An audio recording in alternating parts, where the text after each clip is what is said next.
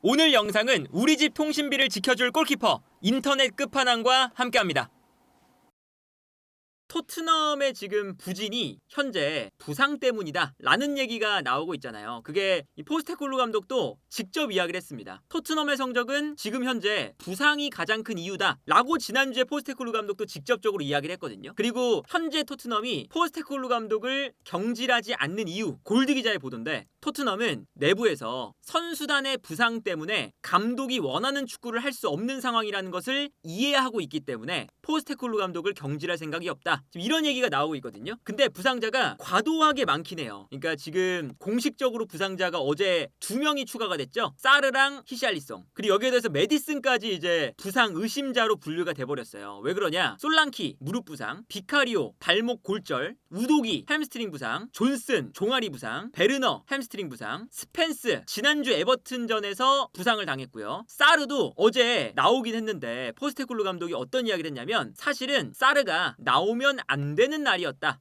사르가 몸 상태가 안 좋았는데 어쩔 수 없이 출전을 시켰다. 그래서 사르가 어떻게 될 줄 모르는 지금 상태라 사르도 부상 의심자로 올라갔어요. 반더벤 여전히 부상이고요. 로메로도 여전히 부상이고, 그리고 메디슨도 지난 호펜하임전 끝나고 부상을 당했다고 합니다. 그래서 현재 100%가 아닌 상황이다. 다음 주에는 괜찮아졌으면 좋겠다. 메디슨도 부상자에 올라갔어요. 오도베르는 뭐 여전히 햄스트링 수술 때문에 부상이고, 여기에 더해서 히샬리송도 이제 어제 교체가 됐는데, 사실은 포스테코글루 감독 인터뷰에 따르면 사타구니 쪽 근육에 약간의 좀 안 좋은 느낌을 가지고 있었습니다. 그래서 원래 전반전이 끝나고 교체를 해줘야 됐는데 히샬리송이 계속 뛰고 싶어 하니까 10분 더 뛰게 해줬습니다. 근데 히샬리송이 10분 더 뛰다가 몸 상태가 안 좋아 보여서 뺐습니다. 사실은 감독이 이거는 선수 관리를 좀 못하는 것에 가깝죠. 사르도 나오면 안 되는 몸 상태인데 나오게 하고, 히샬리송도 빼줘야 되는데 선수가 더 뛰고 싶다고 한다고 더 뛰게 만들다가 결국에는 교체하고, 그래서 지금 부상자가 결국엔 뭐 부상 의심자까지 합해서 12명으로 늘어났어요. 그러다 보니까 일단 구단 토트넘도 그렇고, 그리고 포스테코글루 감독도 그렇고, 부상 때문에 지금 감독의 전술이 제대로 안 나온다 라고 이야기를 하고 있지만, 분명히 지금 스쿼드 관리가 감독이 안 되고 있는 게 분명하거든요. 그래서 지난주부터 조금씩 이 포스테코글루 감독의 선수 관리 능력에 대한 의구심이 나오고 있습니다. 그래서 특집 기사까지 나왔어요. 디 애슬레틱, 가장 뭐 공신력이 높은 디 애슬레틱에서 토트넘의 시즌을 파괴할 수 있는 부상 위기 왜 나왔냐라는 특집 기사를 냈거든요. 그리고 이 특집 기사에서 가장 먼저 다루는 게 어떤 거냐면 포스테코글루 감독의 전술입니다. 어떤 거냐? 요 그래프를 바로 띄워요. 이 그래프가 어떤 거냐면, 세로축이 요 세로축, 여기가 볼을 가지고 있지 않았을 때의 스프린트 횟수, 가로축이 볼을 가졌을 때의 스프린트 횟수입니다. 그러니까 이게 어떤 거냐면 볼이 있을 때랑 없을 때 얼마나 전력 질주를 하냐거든요. 근데 당연하게도 오른쪽으로 가면 갈수록 볼을 가진 상황에서 스프린트를 많이 했다는 거고, 올라가면 올라갈수록 볼이 없는 상황에서도 스프린트를 많이 한 거예요. 그러니까 가장 오른쪽 구역에 있는 팀은 볼이 있을 때나 없을 때나 평균보다 스프린트를 많이 한 거죠. 그런데 요 공간에 유일하게 토트넘이 있습니다. 본머스 같은 경우에는 그래도 세로축이 가운데에 가까워요. 평균에 가깝다는 소리죠. 브라이튼과 뉴캐슬 그리고 리버풀은 세로축에 가깝습니다. 그러니까 이게 기본적으로 요 공간 모두 다 볼이 있을 때랑 없을 때 둘 다 평균보다 위에 있는 팀은 토트넘밖에 없어요. 이거는 데이터가 확실한 거죠. 그래서 이 데이터를 비춰주면서 디 애슬레틱에서는 포스테코글루 감독의 전술이 너무 과도하게 달려가는 데 있다. 어떤 표현을 쓰냐면요, 포스테코글루 감독은 독특한 축구 철학을 가지고 있는데 이 철학이 수비수들에게 상당한 부담을 주고 있습니다. 토트넘의 선수들은 경기장 높은 지역까지 올라가야 되고, 볼을 빼앗겼을 때는 최고 속도로 스프린트를 하면서 내려와서 먼 거리를 커버해야 됩니다. 그래서 볼을 가지고 있을 때, 볼을 가지고 있지 않았을 때 토트넘은 다른 팀들에 비해서 전술적인 신체적인 요구사항이 너무나도 큽니다 라고 이야기를 해요. 그러니까 이거는 뭐 포스테코글루 감독의 전술이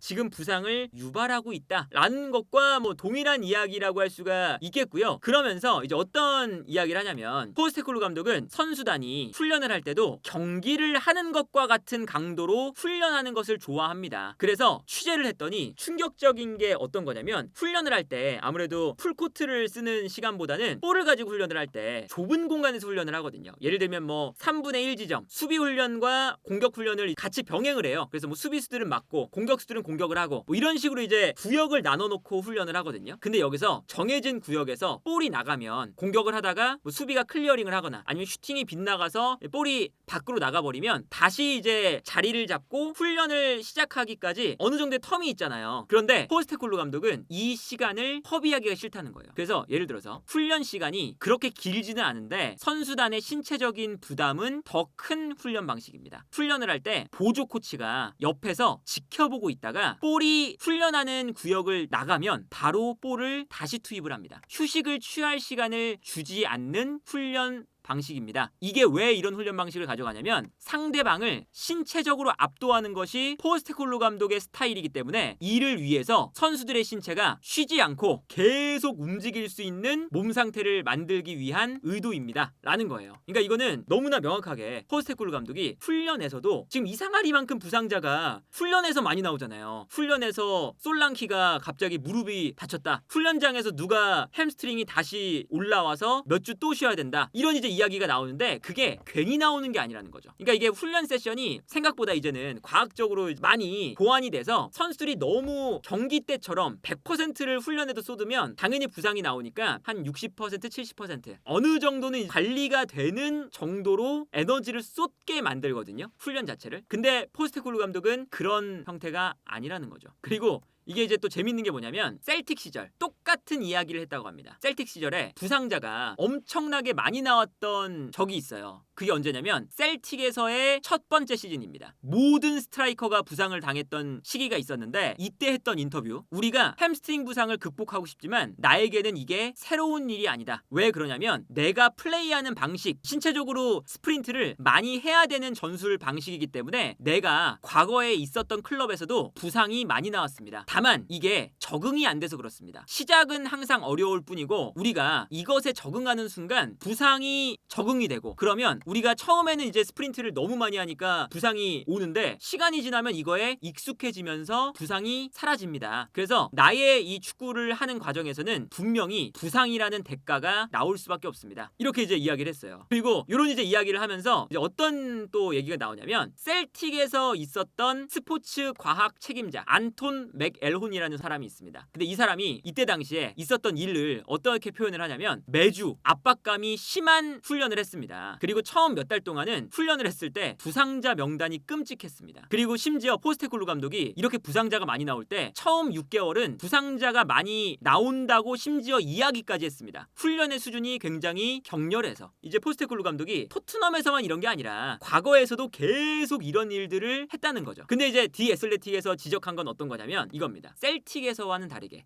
요코하마와는 다르게 토트넘에서의 가장 큰 차이는 18개월이 지났는데도 상황이 개선되지 않았다는 것입니다. 그래서 햄스트링 부상을 당한 선수만 해도 벤 데이비스, 손흥민, 히샬리송, 오도베르, 우도기, 반더벤 이런 선수들이 햄스트링 부상을 당했습니다. 이게 다른 리그와 다르게 아무래도 프리미어 리그는 더 많은 에너지가 이제 나올 수밖에 없는 리그고 그리고 유로파 리그를 병행하면서 유럽 대항전도 있기 때문에 토트넘이 이렇게 강도 높은 훈련을 하면 당연하게도 선수들이 버텨내기가 힘듭니다. 라는 거예요. 리그가 달라졌는데 똑같은 훈련 방식을 택하고 있다. 그러면서 또 다른 그래프를 보여주는데 이게 뭐냐면 토트넘이 한 시즌에 부상을 당한 일수입니다. 그래서 2018-2019 시즌에는 1193일의 부상을 당했어요. 선수들이. 그런데 쭉 보면 내려가다가 그래도 어느 정도 관리가 되다가 올라가기 시작해요. 근데 지난 시즌 포스테콜로 감독의 첫 번째 시즌이 최근 6시즌 동안 가장 높은 부상 일수를 기록했어요. 최근 6시즌 동안. 그리고 요 다음 시즌 그러니까 이번 시즌은 요 기록보다 올라갈 예정이에요. 그러니까 애초에 이 다른 이 부상 시즌을 보면 이번 시즌 그리고 지난 시즌에 비해서 확연하게 차이가 나요. 그러니까 이거는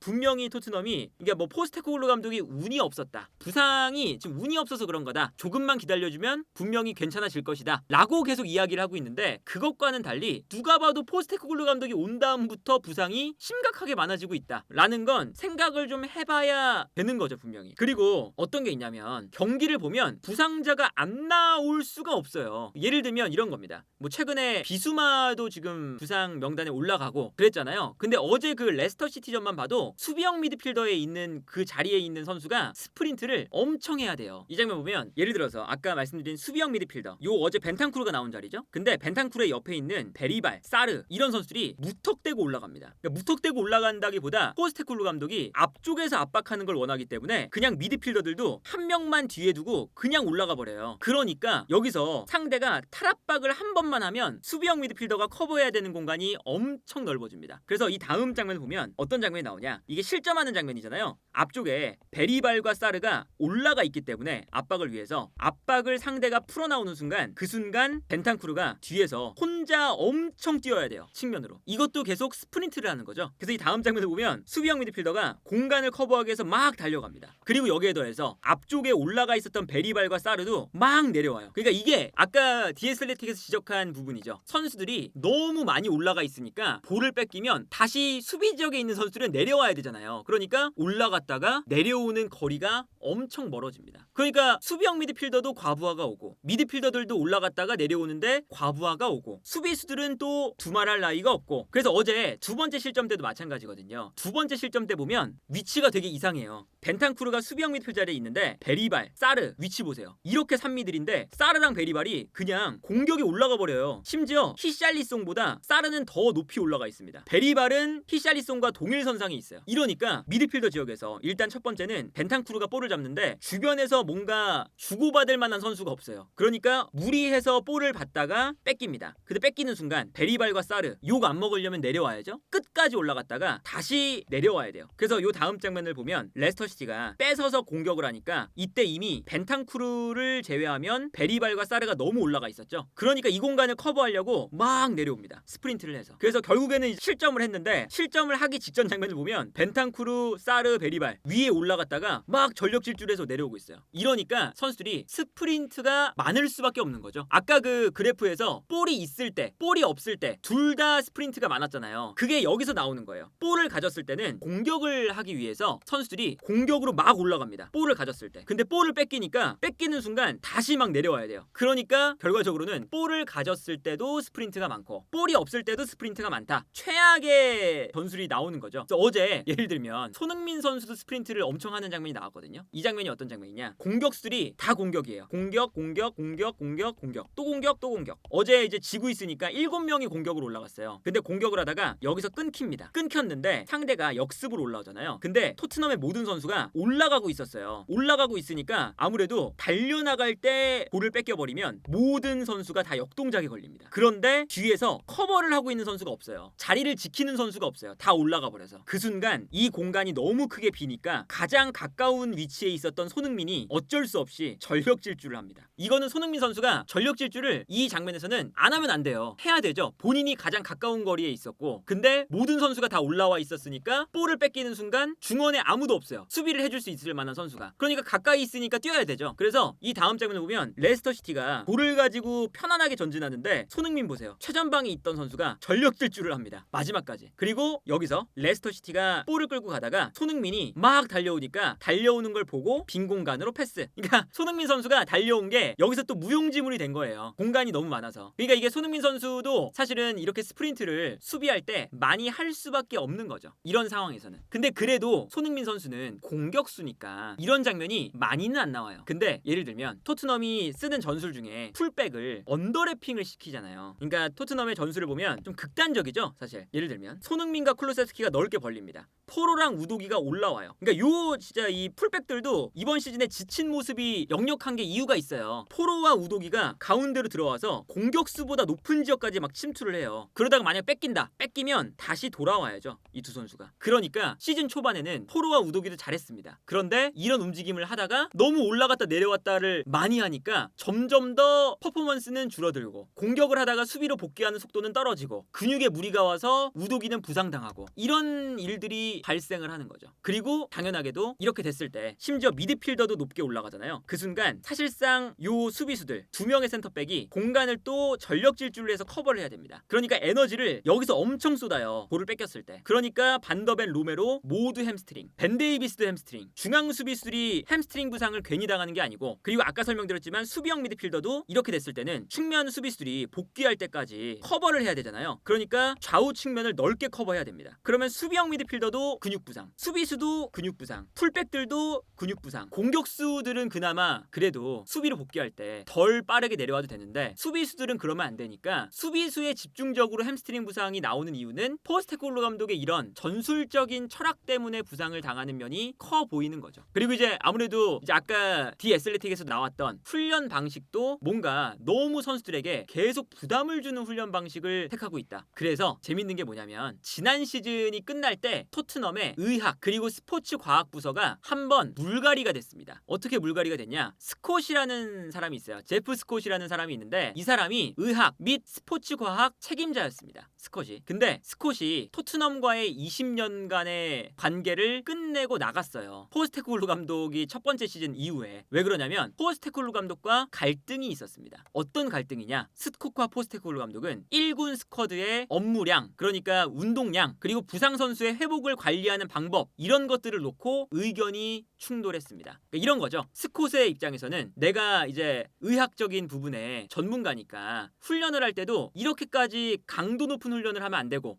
일정이 빡빡할 때, 그리고 전술적으로 봤을 때도 선수들의 스프린트가 너무 많고 너무 에너지를 많이 쏟는다 이렇게 의견을 내면 나는 그 셀틱 시절에 괜찮았는데 6개월만 지나면 선수들이 적응하던데 처음엔 부상이 많아도 조금만 지나면 괜찮아 이러니까 이제 싸워서 나간 거예요. 안 맞으니까. 이게 이제 다 이런 이슈들이 포스테코글루 감독의 너무 독단적인 행보, 남의 말을 안 듣는 행보에 있는 것이 아닐까 하는 얘기가 나오는 거죠. 그리고 심지어 이 선수의 부상 관리 방법 요게 이제 문제가 되는 게 어떤 거냐면 어쨌든 포스테코글루 감독을 제어해 줄 수 있는 사람이 아까 그 스콧이라는 사람이었던 거잖아요. 근데 그 사람이 나가니까 어떤 일이 발생을 했느냐? 지난번에 반더벤이 첼시전에 나왔다가 다시 부상당했잖아요. 그래서 반더벤이 햄스트링 부상을 가지고 있다가 복귀 전에 다시 부상을 당했는데 그때 당시에 로메로도 있었죠. 로메로도 이제 부상이었잖아요. 그때 익명의 토트넘 관계자에 따르면 디 애슬레틱의 취재 결과 첼시와의 경기를 앞두고 부상에서 복귀한 반더벤과 로메로가 훈련을 단 2번밖에 못했습니다.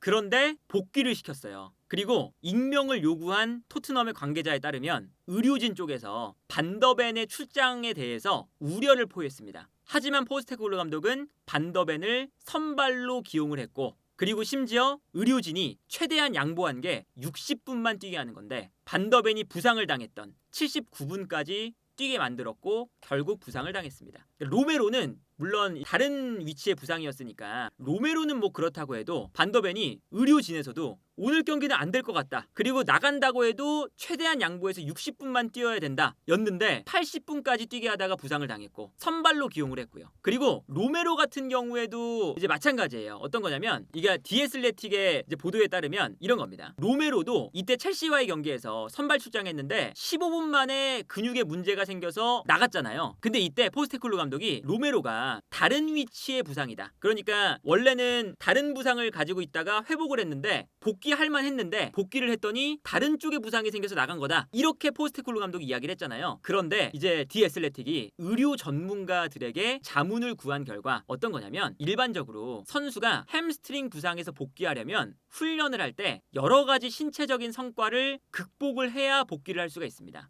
그래야 다른 부상이 발생하지 않을 수 있습니다. 라는 거예요. 그러니까 이제 처음에는 로메로가 발가락 부상이었는데 이 발가락 부상을 당한 상태에서 훈련을 하는데 어려움을 겪고 있었으니까 다른 근육도 약해진 상태라는 거죠. 근데 다른 근육이 약해진 상태였는데 발가락 부상만 나왔다고 해서 막 출전을 시켜버리니까 그러니까 문제가 생긴 거다. 생겼을 수도 있다. 이런 거죠. 그러니까 이게 포스테코글루 감독의 축구에서 그러니까 뭐 전술적인 면도 있지만 이렇게 선수단 관리 차원에서도 포스테코글루 감독이 너무나도 선수들에게 부담이 가는 선수들의 몸 상태를 망치는 그러한 선수단 관리 방법을 보여주고 있다. 그래서 포스테코글루 감독이 토트넘의 시즌을 파괴하고 있다라는 거예요. 그래서 포스테코글루 감독은 계속해서 지금 이렇게 성과가 안 나오는 건 부상 때문이다. 그리고 부상만 지나면 우리 팀은 괜찮아질 거다. 심지어는 어떤 이야기까지 하냐면 많은 사람들이 지금 당장 리그의 순위만 보고 있는데 사실 부상 때문에 그렇지 우리는 내가 토트넘에 온 이후에 성공하는 데 필요한 것들이 더 성장을 했고 훨씬 더 나은 팀이 됐다. 그것에는 의심의 여지가 없다. 이런 인터뷰를 포스테코글루 감독이 했어요. 15등을 하고 있는데. 그러니까 포스테코글루 감독이 이제 자기 보호를 하면서 부상 때문에 그런 거지. 부상 빼고 생각해 보면 우리가 생각보다 괜찮다. 더 긍정적인 그런 축구를 하고 있다. 이렇게 이야기를 하고 있는데 부상을 빼놓을 수가 없다. 당연히 시즌을 치르는데 이 전술 때문에 부상을 당하면 그 전술이 또 문제가 있는 거고 그러면 어느 정도 조절을 해야 되지 않을까. 그리고 이제 예를 들면 당장 지난 주말 맨시티와 첼시 경기 보면 과르디올라 감독도 주중에 챔피언스리그 때문에 그 경기가 맨시티가 체력적으로 불리한 경기였어요. 첼시 같은 경우는 컨퍼런스 리그 그리고 심지어 첼시 같은 경우는 로테이션을 엄청 돌리죠. 유럽 대항전이 사실 컨퍼런스 리그니까 로테이션을 거의 팀을 두 개로 나눠서 돌려요. 유럽 대항전은. 그래서 체력적인 부담이 적은 경기였고 맨시티는 파리 생제르맹과의 정말 중요한 경기였기 때문에 물론 패배했지만 그 경기에 주전 멤버를 엄청 갈아 쓴 경기였어요. 그래서 주말에 있는 첼시전에 체력적으로 맨시티가 부족하니까 후반전에 가르디올라 감독이 롱패스를 썼습니다. 후방에서 탈압박, 중원 싸움 이런 거 안 하고 그냥 홀란에게 한 번의 패스, 홀란이 떨어뜨려주면 달려나가는 포든, 데브라이너, 마르무시 이런 선수들을 활용해서 결국에는 후반전에 2골 넣고 3대1로 이겼잖아요. 그 2골이 마지막에 나왔던 패턴이 똑같아요. 그냥 롱킥이었어요. 이제 그런 거 생각하면 과르디올라 감독도 그 압박을 조절을 하는데 그리고 최근에 아스날도 보면 아스날이 챔피언스리그가 끝난 그 다음 라운드는 어느 정도는 소극적으로 경기를 해요. 아르테타도 선수가